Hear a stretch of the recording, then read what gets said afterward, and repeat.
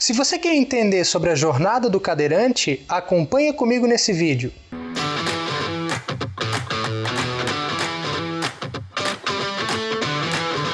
Olá pessoal, sejam muito bem-vindos aí ao nosso canal Olhar Invisível. Eu sou o Guido e hoje nós vamos falar sobre a jornada do cadeirante, aonde nesse vídeo aqui a gente vai abordar os aspectos físicos da jornada do cadeirante. Por exemplo, o que leva uma pessoa a experienciar uma situação na cadeira de rodas, né?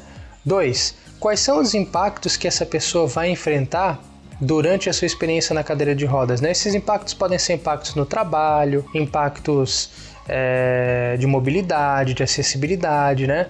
Impactos relacionados a algumas questões aí sociais, né? São esses os tópicos que eu vou abordar nesse vídeo, tá? Acompanhe nesse vídeo comigo até o final, porque além desses tópicos tem muito mais coisas que a gente vai trabalhar aí ao longo dessa jornada aí, tá bom? Bom, pessoal, com relação ao primeiro tópico, né? Por que as pessoas ficam cadeirantes, né? Isso aí tem vários porquês, né?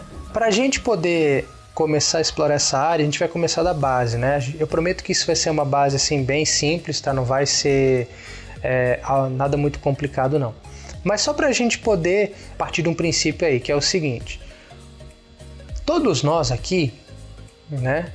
Eu, provavelmente você que está me assistindo, tá? Nós temos os movimentos do nosso corpo. Então a gente consegue movimentar o nosso braço, a gente consegue movimentar a nossa perna. Por exemplo, eu aqui estou movimentando meu braço para lá e para cá, né?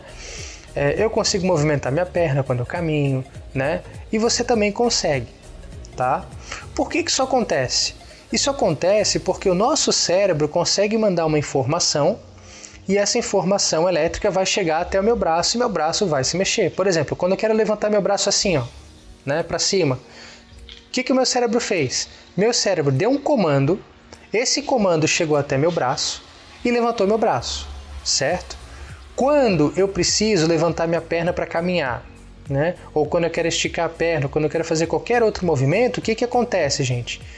O mesmo processo que acontece com o braço, ou seja, meu cérebro vai mandar a informação e a minha perna vai responder essa informação, esse comando. Como que esse comando funciona? Esse comando funciona através de impulso elétrico, ou seja, o cérebro, através dos impulsos elétricos que ele emite, ele consegue mandar comandos para os nossos membros. E como é que funciona o caminho que o cérebro percorre, né? Para esses comandos funcionarem, né? Ele manda as informações desses comandos, desses impulsos elétricos, através de uma fiação, digamos assim, como se fosse uma fiação elétrica, né? Para facilitar o entendimento. E essa fiação elétrica é a nossa medula espinhal, que fica por dentro da nossa coluna vertebral, e junto dessa medula espinhal a gente tem os nervos, que o quê? Preciso mandar um comando para levantar o braço, ou seja, o que acontece? O cérebro manda informação, o comando elétrico, isso vai percorrer a medula por dentro da minha coluna, quando chega próximo do braço, lá tem um nervo, esse nervo vai pegar essa informação e vai mandar para o braço. Baseado nisso, a gente consegue explorar a primeira possibilidade que uma pessoa fica cadeirante, tá?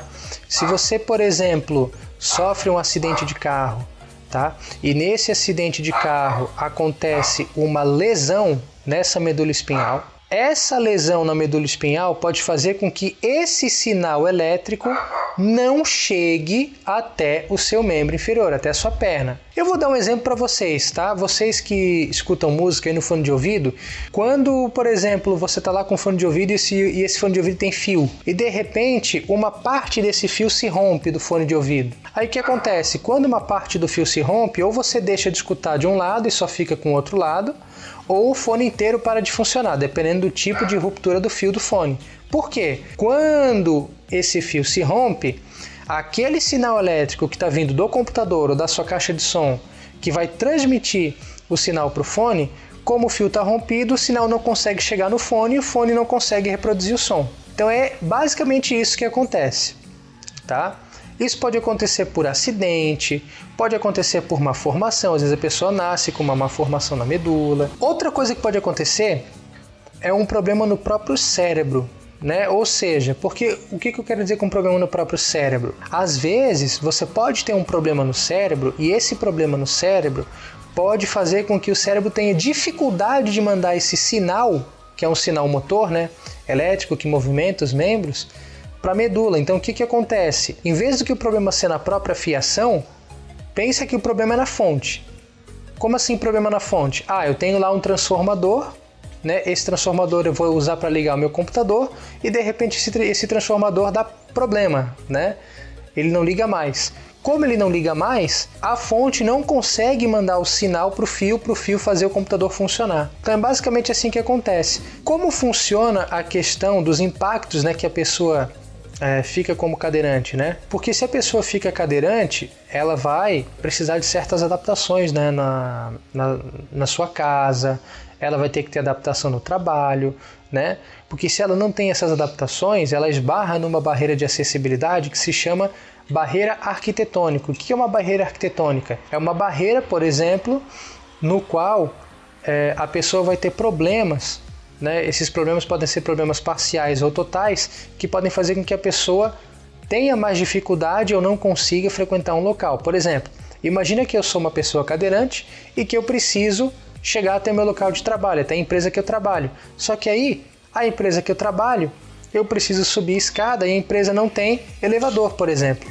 Quando a empresa não tem elevador e eu preciso subir escada, das duas uma, ou eu não vou conseguir subir, ou alguém vai ter que me carregar. Então, basicamente é isso, é uma dificuldade da arquitetura do prédio, da arquitetura do local. E essas adaptações vão depender muito da mobilidade que a pessoa tem, né? Porque às vezes a pessoa ela é cadeirante, mas vamos pegar o caso de uma pessoa com paralisia cerebral. Ela é cadeirante quando ela vai se locomover assim, fora de casa, vai na rua e tal. Mas ela pode conseguir se manter de pé, ela só não tem força para caminhar sozinha fora da cadeira, mas ela pode ter, por exemplo, condições de se manter em pé, segurando numa barra, ela pode ter condições de se movimentar segurando numa barra. Então, enfim, diferente da condição, por exemplo, de um cadeirante que não tem condição de movimentar nem a perna, né, que é o caso da fiação que quebrou, né, que se rompeu no acidente da medula, que a pessoa muitas vezes não sente a perna, não sente o pé, não consegue movimentar de jeito nenhum, ela só tem as mãos para se movimentar e a cadeira. Então a adaptação para esse tipo de pessoa também tem que ser diferente. Outra coisa que acontece também é a questão do trabalho, né? Porque a questão do trabalho, as pessoas vão ter que saber lidar com a situação, né? As pessoas vão ter que saber que a pessoa, mesmo sendo cadeirante, ela consegue fazer as suas atividades como qualquer outras. Só vai precisar ter um pouquinho de adaptação, por exemplo, na ergonomia, né, do local de trabalho, da estação de trabalho, posição do computador, do monitor, né, e por aí vai. Então a ergonomia a gente sabe que tem que ter. A acessibilidade, por exemplo, você colocar rampas nos locais para que a pessoa consiga se locomover. Se a pessoa precisa sair de um andar para outro, você coloca um elevador, né, ou uma rampa rolante, né, que é como se fosse uma escada rolante, só que na verdade é uma rampa, né? Então, são essas adaptações arquiteturais e adaptações atitudinais, que é a relação entre as pessoas no ambiente de trabalho, que a gente precisa ter. E a questão social, que também muda, né? Porque existe uma diferença quando a pessoa perde aquele sinal elétrico, né? Porque a medula está quebrada, né? A medula se lesiona, então aquele sinal elétrico que controla certas funções do organismo, elas vão se prejudicar, né? Então tem casos, não são todos os casos, por exemplo, que o cadeirante pode até perder, por exemplo, as sensações sexuais, né? Tem cadeirante que não consegue controlar a bexiga, né? A urina, né? As fezes. Então, cada caso é um caso e isso pode estar impactando um pouquinho nisso também. Então, esses foram os dois tópicos abordados na parte física, né? Se você chegou até aqui com a gente está encerrando o vídeo. Nesse próximo vídeo que nós vamos abordar agora a segunda parte, nós vamos colocar em pauta a parte espiritual do cadeirante, né? O que o cadeirante consegue vivenciar na parte espiritual e como que essa experiência de ser um cadeirante poderia auxiliar na evolução espiritual de uma pessoa, tá? De um indivíduo, tá bom? Então, deixe o seu like se você gostou desse vídeo, ajude a gente a divulgar o nosso canal e até a próxima, gente. Muito obrigado!